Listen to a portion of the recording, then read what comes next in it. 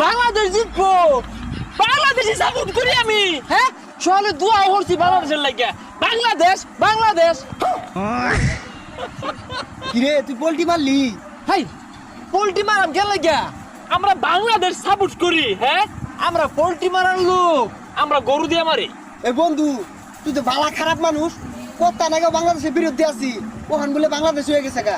High, মিছা কথা কসকে হুদাই, মিছা কথা কো বুঝলি?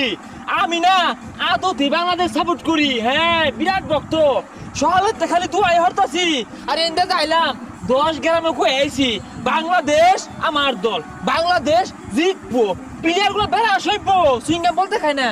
তোরা তো শিশু মেশিন বুঝা দল সাপোর্ট করস। আরে বাংলা ওটা শিশু মিশন না, সিচুয়েশন।